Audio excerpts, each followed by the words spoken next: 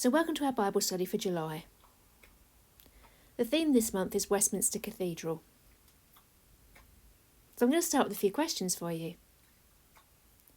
So Westminster Cathedral, do you know what its full name is? The word cathedral, why do we use that word?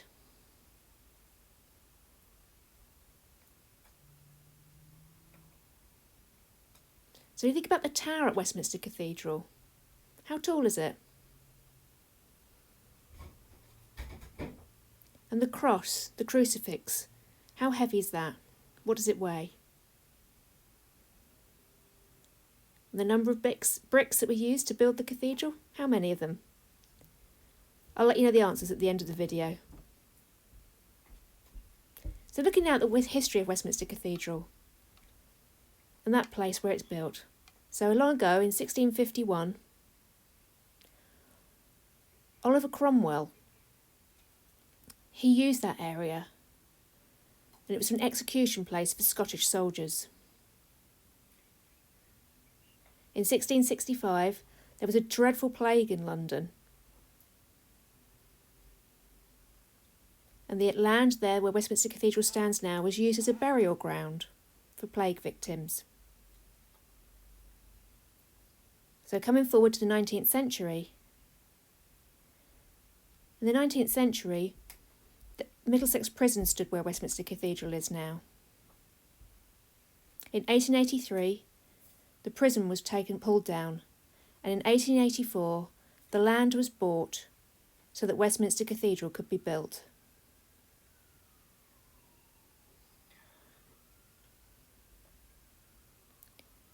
Cardinal Vaughan, he decided it was the right time to build the cathedral. The architect was Francis Bentley.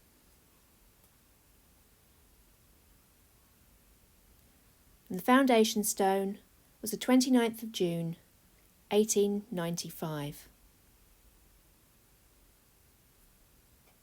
But the regular worship there, it didn't start until 1903.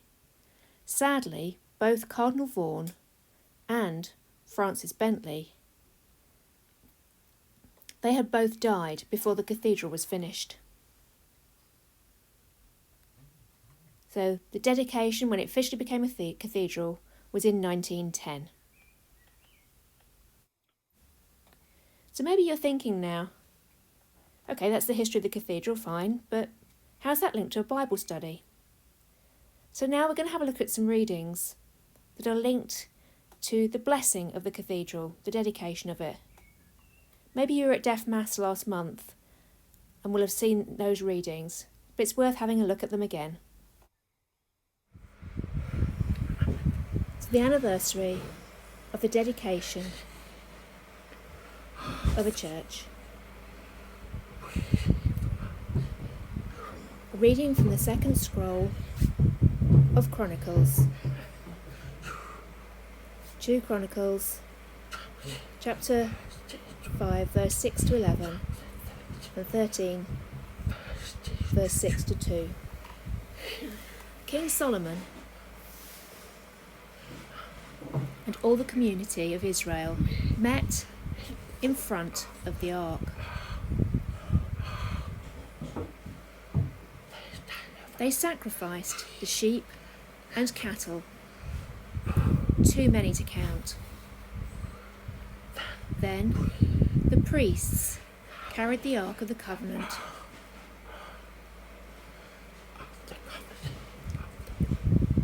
of the Lord into the temple, and they put it in the most holy place, under the wings of a cherub, like a small angel. Their wings stretched over and protected the ark with the carrying poles. The poles were so long that the ends of the poles could be seen in front of the most holy place, but not seen from outside the temple. Inside the ark were the 2 stone tablets.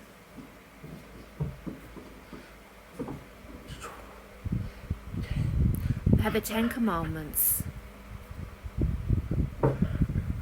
that Moses wrote. At Mount Sinai, Moses had put the stones in the ark after the Lord had made a covenant with the people of Israel after they left Egypt. And now, when the priest comes out of the holy place, a cloud filled the holy place in the temple. The priests blew trumpets, and they sang together, giving praise and glory to the Lord. Loud voices and sounds from trumpets and cymbals gave praise to the Lord. They sang, "The Lord is good. His love is everlasting." The temple was filled with the cloud, and because the cloud, the priests could not stay and do their duties. The glory of the Lord filled the house of God. Then Solomon said, "The Lord lives in that thick cloud. I built a house for you, Lord, to live in forever." The word of the Lord. So the Holy Temple, that was a place where only the priest went. The Ark of the Covenant was there. In that were the 2 stone tablets that had the 10 commandments that Moses had written when he came down himself from Mount Sinai. Thinking about and imagining at the moment the holy place in the cathedral where the Eucharist is celebrated. It's the promise of the new covenant. It's a little bit different from the Old Testament covenant that's in the Ark. The Eucharist is the promise of the new covenant. It's God's promise. Think when you go to Mass, the priest will say these words, "Take this, all of you, and drink from it, for this is the blood of the new and eternal covenant, which will be poured out for you and for many, for the forgiveness of sins."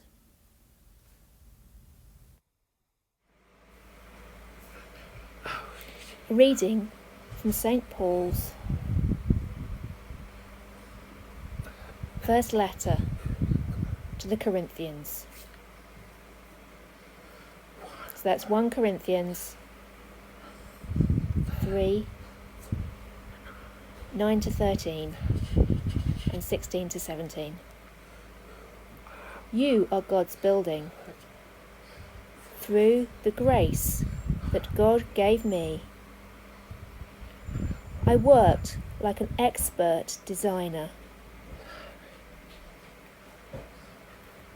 and I succeeded in building the foundations.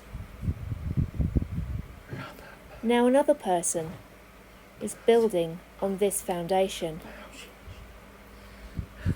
Any person that builds must work carefully.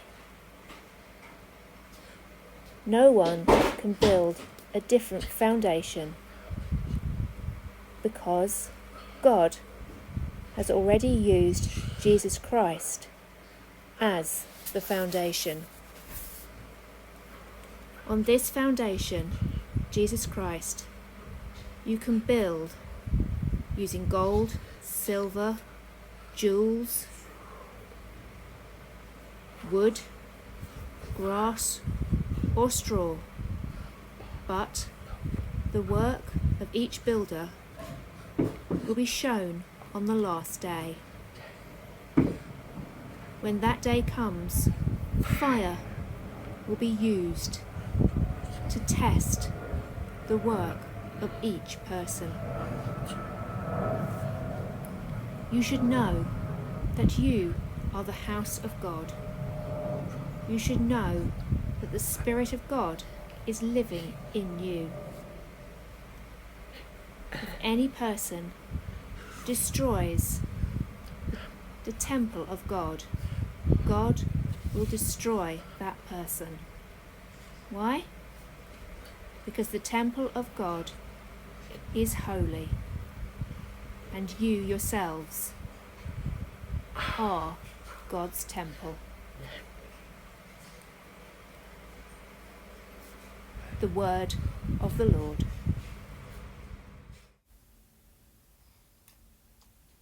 So that second reading.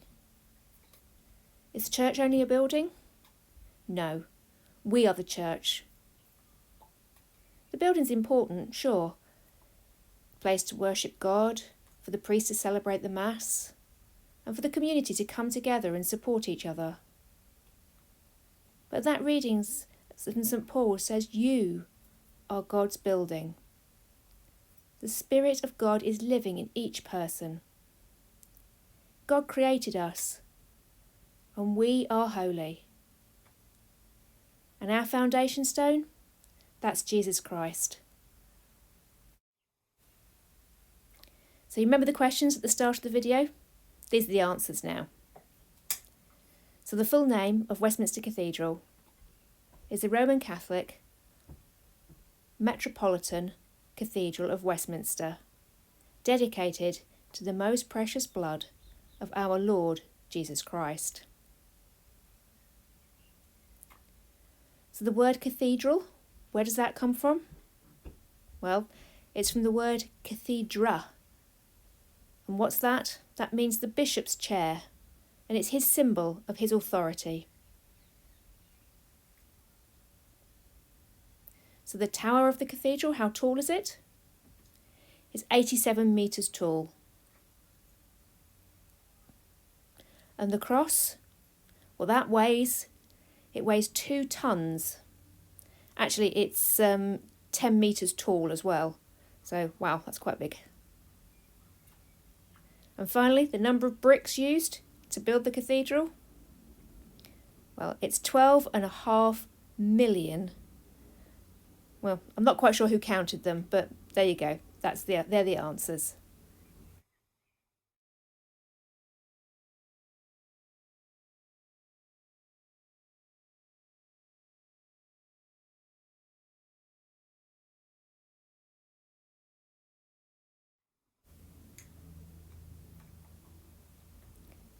So the next Bible study is also going to be online because unfortunately the room that we meet in is currently being repaired, so it's not available. So we'll be online again in September. Thank you for watching.